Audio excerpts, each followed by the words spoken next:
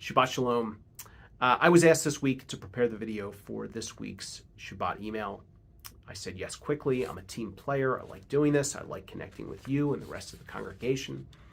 But I quickly realized as I was reading the Parsha that I had fallen into a trap and into the nightmare of every B'nai Mitzvah student in the history of B'nai Mitzvahs, which is that I was going to be reading and then having to discuss Parsha Tazria, which is all about skin ailments and leprosy and grossness and isolation and quarantine. And we don't want to talk about any of these things, let alone isolation and quarantine today. I mean,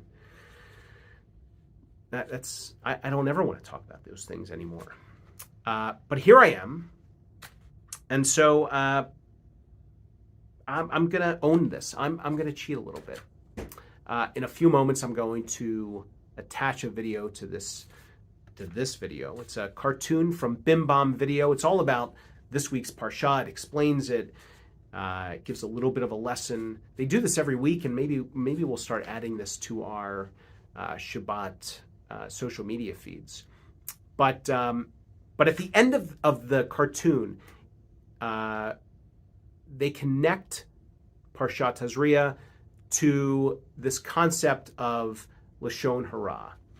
And there's commentary to suggest that the reason that the skin ailments and everything from this Torah portion is given so much time and energy. I mean, it's skin ailments. Why is it given so much real estate in the Torah? And the reason is because the commentary, the rabbis have suggested that it's because the ailments are due to Lashon Hara, this idea of the evil tongue, gossip. And it's a topic I think about a lot. Have I hurt others with the things that I've said? Who has hurt me with things that they've said, intentionally, unintentionally?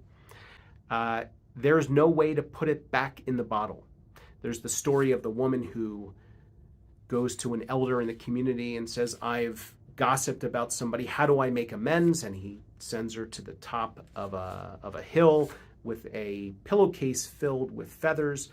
He says, let them go. And she said, oh, here, I've done it. Now what? He says, go get every feather. Until you get every feather, you can't be forgiven. Well, of course, that's impossible. It's impossible. And the same goes with gossip. The same goes with Lashon Hara. So watch this video from Bim Bam Video. I hope that you get something out of it. And I wish you a Shabbat Shalom, a Shabbat of peace and health. And look forward to seeing you all soon. It's possible that Tazria is the grossest and weirdest Parsha in the whole Torah. Universally dreaded by B'nai Mitzvah kids, it's full of boils, fungal infections, rashes, and sore sprouting hair. It's hard to know what to make of it. Tazria starts with a brief discussion on purification after childbirth. Then, without much of a segue, it quickly moves to skin problems. This Parsha, it seems, is brought to you by pimple cream. Unfortunately, the biblical kind of problem skin can't be solved by a call to a 1-800 number for a facial scrub. Nobody's exactly sure, in fact, what kind of problem skin it was. It's a skin disease that's called tzara'at, and it's usually translated as leprosy, but that's not right either. It's a little like scaly psoriasis, and a little like spotty vitiligo, but it's neither, and rabbis tell us it only existed in biblical times. Another thing that only existed in biblical times, the priests were the dermatologists. That must have been just mortifying. It's embarrassing enough having to go to Dr. Birnbaum when you get a bad breakout. Imagine having to take it to your rabbi. The rest of the Parsha tells us how the priest diagnosed various skin conditions and fungi. Some were pronounced clean and you were sent on your way. Others were deemed unclean and required treatment. But instead of prescribing tea tree masks and exfoliants, the priest prescribed isolation. If you had a particularly bad case, you had to tear your clothes, cover your upper lip, uncover your head, proclaim, unclean, unclean, then go live outside the camp for a while. It's hard not to see this treatment as a little extreme.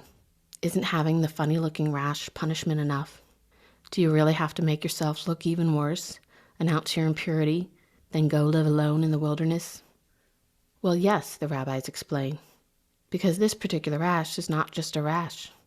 Tzara'at was the punishment for the sin of gossip.